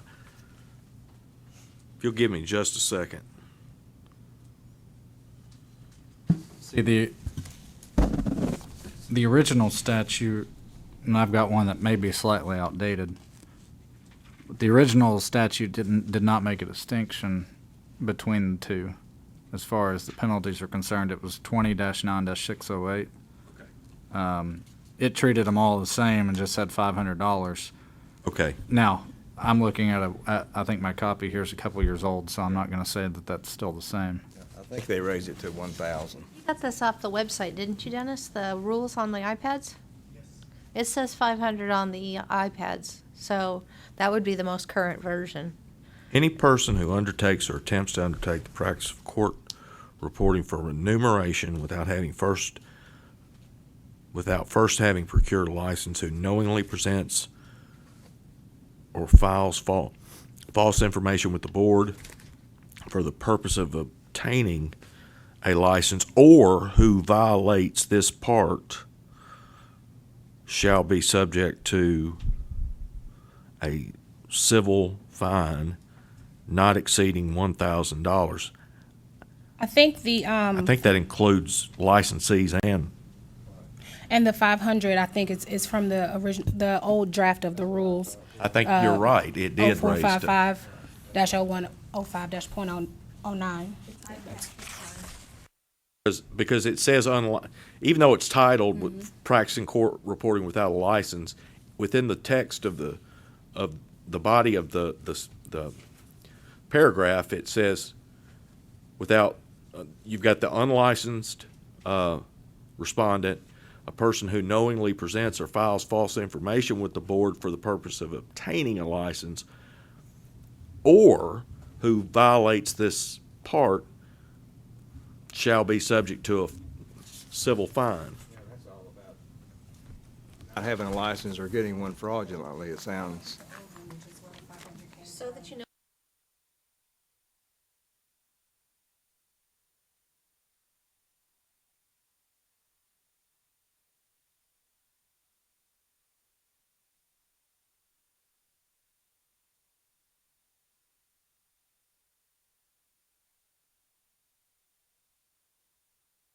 606 also says the board. The statutes and then the rules alongside.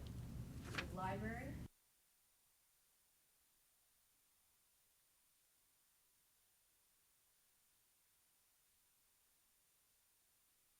I must have not got back to the homepage. iBooks.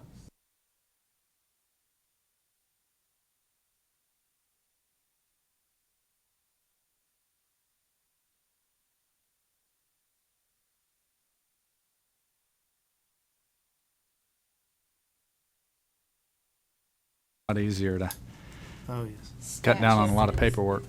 Certainly would have. Keen, right? It's in the rule, Oh, but no, where that's what I'm is, paper. Because that was Yeah. just a copy of. right, but where's Gets the bigger authority every in the statute? time I come to one And I of these wish I meetings. could let you take the iPads home with you, Yeah. but we use them To for set all of our civil boards. penalties. So every meeting, we'll just refresh out the materials. We'll just authorize the acquisition of 7 iPads from our funds so that we can take them home and use them for court business year-round. Well, I will have sent you all of the board materials a week in advance. So that same material will be on the iPads when you get Yeah. here. So you will already have read it, you'll know what it is, and then you just come here and it's already here for you. So are we moving It's on? a little bit of practice. Leaving it at $1,000 as the cap and moving on? Well, it's, the statutes, is it, it's still 500. I don't see 500 in the statute. I think the statute just gives the board authority to set civil penalties. The one Are you looking at the statute or the rule? And if it's the statute, tell me what code, because oh, hang. 20-9-608. Yeah, 608 says $500. and that says $500? What version are you reading? This It was is in the whatever y'all library. gave It's us. the newest version, he got it off the website. It got lowered from It got lowered 1,000? from 1,000? I thought it had been raised to 1,000 in the latest. It's from the website. Dennis pulled it off the It was website. after January 1st, Whose 2011. Okay. It got lowered. Then it's lowered. The court reporting website? Okay. It got lowered to It got lowered. 500, because the text in '09 was 1,000. Yeah, but effective January. And do you 22, have so they changed it the next internet on your laptop there? I don't yet, but I can get it. We could resolve this quickly and. Yeah, that's currently what we've got out on the website as the most. He said the book's version is Yeah. 09. That's, This is that's newer 11. than this. It's 500, They went up and then down? looks like. Okay. Looks like it. So it is 500, okay. Let me say might have issue on the license court reporter.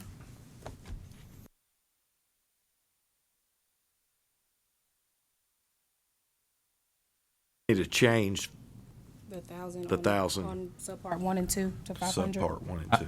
I think so. That's what it looks like. Because the statute, to match the statute. Yeah. Catch. Yes, I have.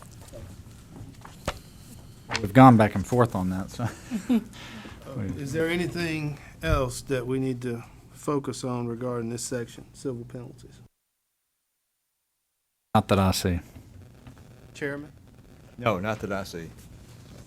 Terry? No, I'm good. All right.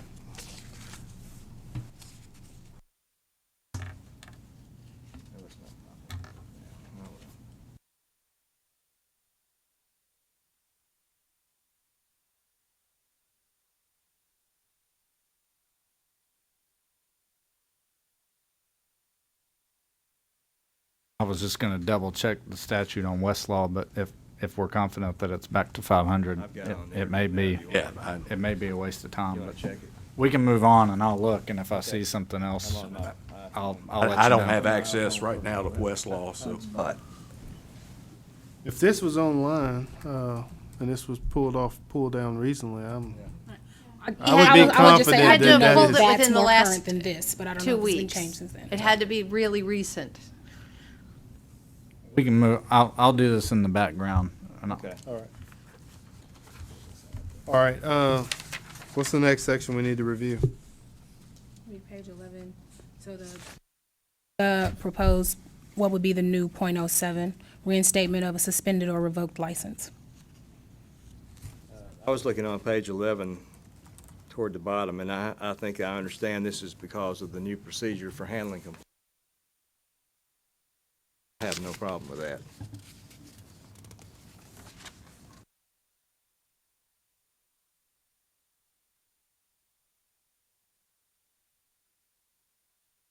Next question I have is on page 13. 0455 No. -01-06-.06 stated entirely a waiver of CE requirements. That was a problematic portion in the rules anyway. No one had And I ever been deleted it granted because a waiver. I did not find the statutory authority to No. waive the CE requirements. We never had a reason to waive them anyway, so kind of not good to have it in there because people will try to use it. Did people come and ask you to waive the CE requirements? And how many hours a year are you required? It's 20 hours every 2 years. Okay. And was it typically people who just forgot and asked for, or, They'd say they had a sick mother or okay, yeah, always something. yeah. So you're okay with deleting that I'm okay section? with deleting it, yes. And that's really all I had. All right. We made it through. You have anything else, Earl? I don't have anything. Britton, you have anything, Terry? I'm good with it as it is right now. Yeah, I don't have anything else, and here on Westlaw, it's 500, Okay, so, well, that's or it. whatever that's Um, worth. just for the record, we probably should go over the regular. Let's do a Do a motion motion, okay. for, and a second for For the adopting the adoption. changes. I make a motion that we adopt the changes in the rules and proceed to a rule-making hearing. Second. We have a motion and a second. All in favor, say aye. Aye. All opposed? And the motion is carried. We also Feels need to, fantastic, by the way.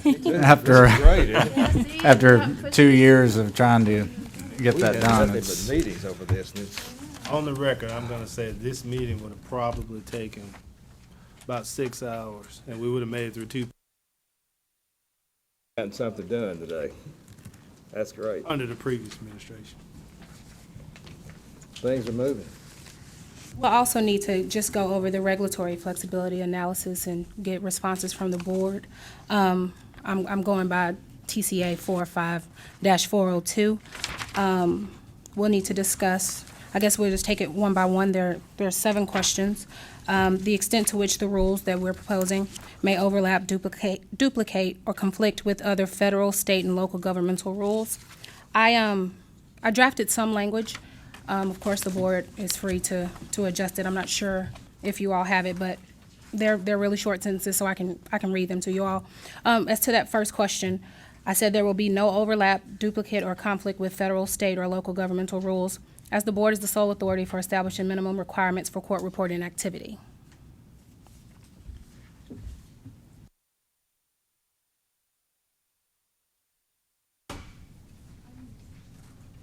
My draft answers, I'm not sure if you all have.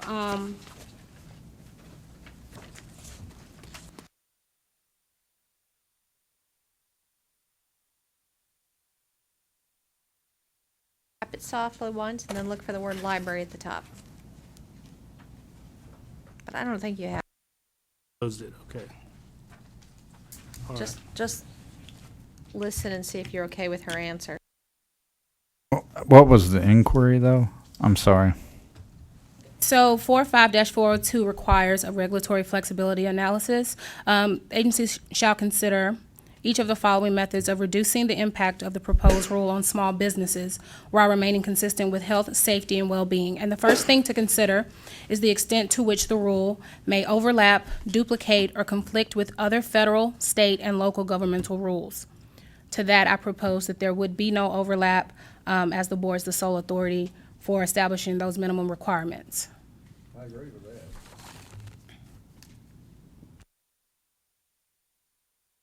Tracking along with the statute for court reporters, so I don't see that it would overlap. Right, anything and else. the only thing it would overlap, which we've been clear that it doesn't, is the federal reporters for the district And they're courts. exempt. And they're exempt from our rules anyways, So so, are the criminal reporters. They're exempt. right.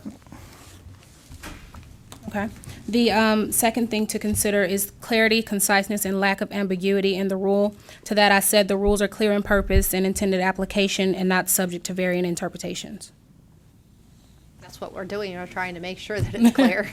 That's in response to the proposed rule. I don't think not it's as possible written. to not have a difference of interpretation, but I think we're as close as we can get. Number 3 is the establishment of flexible compliance and reporting requirements for small businesses. My proposed response is the amended rules provide more concise instruction with regards to compliance and reporting requirements for small businesses and licensed court reporters. The only requirements is they report their CEUs, and that shouldn't be a problem. Number 4 is the establishment of friendly schedules or deadlines for compliance and reporting requirements for small businesses. To that, I said the amended rules clarify schedules and deadlines for compliance and reporting requirements for small businesses and licensed court reporters, including amendments to fees, civil penalty amounts, and application deadlines. It's all clearly laid out, no ambiguity. Number 5 would be the consolidation or simplification of compliance or reporting requirements for small businesses. My proposed response is the amended rules remove the licensure by grandfathering regulations which no longer have effect, as well as simplifying the fees and application process. Number 6 is the establishment of performance standards for small businesses as opposed to design and operational standards required in the proposed rule. My proposed response to that is the amended rules remove the waiver provision related to the continuing education requirement, as the board does not have the authority to waive the continuing education requirement. The amended rules also provide discretion by the board in granting additional I'll change that to the 3 additional temporary licenses to the applicants. Sounds good. And finally, we have to answer the unnecessary creation of entry barriers or other effects that stifle entrepreneurial activity, curb innovation, or increase cost. My proposed response is the amended rules do not create unnecessary entry barriers. The amended rules clarify applicant and licensee requirements in addition to the authority of the board. The amended rules also decrease the cost of reinstatement from $500 to $350, thereby saving those applicants for reinstatement $150. Agreed. Okay. And so those were the only questions we had to answer. If I could ask the chairman for a motion to accept those proposed responses, and we'll move forward with the rulemaking hearing, well, the notice of the rulemaking hearing. We have a motion to accept the responses. I so move. We have a motion and a second. All in favor, say aye. I don't think Aye. we have a second yet. We don't have a second? We don't have a I second? mo- Second. Okay. Now we have a motion and a second that we adopt these questions. All in favor, say aye. Aye. All opposed? The motion carries. That's all I have for the legal portion of today's meeting. And if you'll allow me to add, I think the next step of this, just so that you're aware, is this goes to the Attorney General for what's called a pre-review, and does it also go to the Governor's office at this time? Not at this portion. It will come back to us after the Attorney General's office has pre-reviewed it for constitutionality, and then we'll send it to the Governor's office before we set the rulemaking hearing. At the Right, so- original emergency rules setting hearing, the board had to be present, or some of the board had to be present for the public hearing. Will that be the case this time, too? Yes. Okay. Yes. But we don't know when that'll be. Now, it depends on when we get the rules back from the AG. Right, as soon as we get this drafted and approved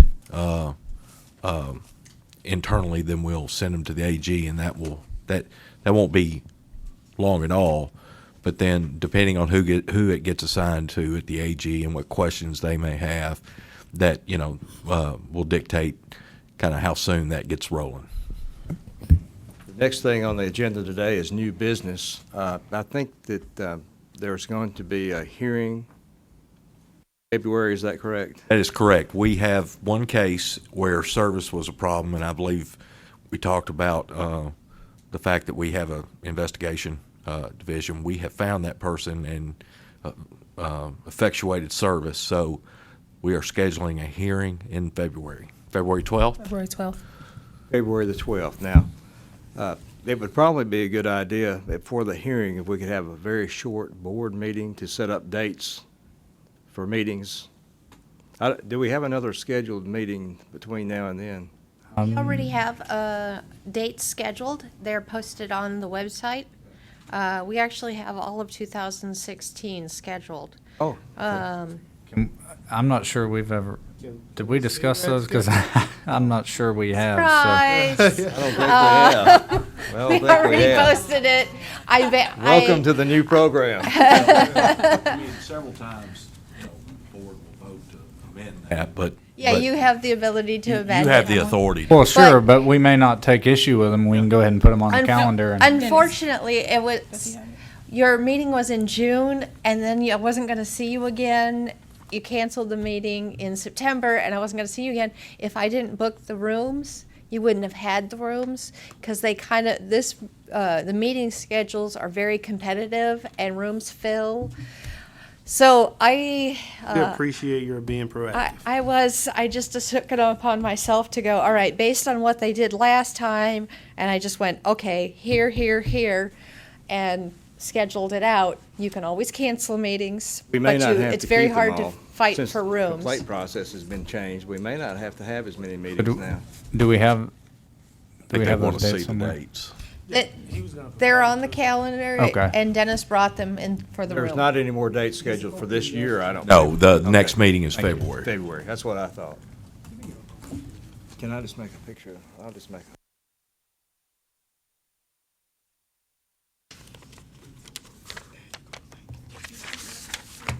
It's on the website. On the website? Yeah. I'll just do this. Go ahead and take this picture.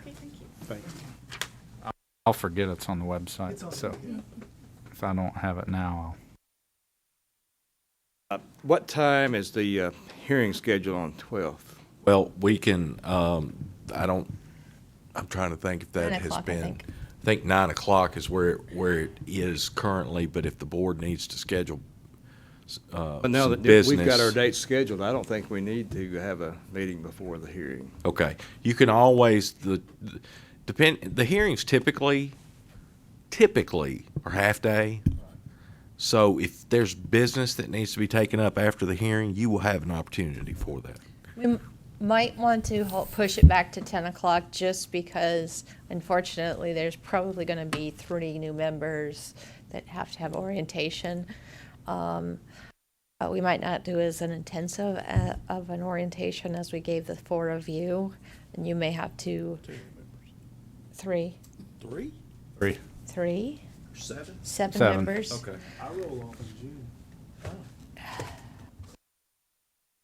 Thank you. roll off or in you renew? June. You're only, want to stay. Whenever. Earl, you don't Whatever I'm asked to do. anymore. Stay. I don't have to set the If you like it, you don't have to be secretary. You might want to stay. well, I get, it's imperative that we all try to be here for the first hearing, Oh, absolutely. I think, so. At all possible.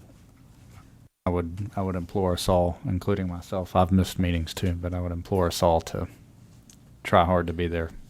Any more new business from any of the board members? All right, I'll entertain a motion for adjournment. I move that we adjourn the meeting. I second the motion and second. All in favor, say aye. Aye. All opposed? And the motion carries. We're adjourned. I hope everyone has a very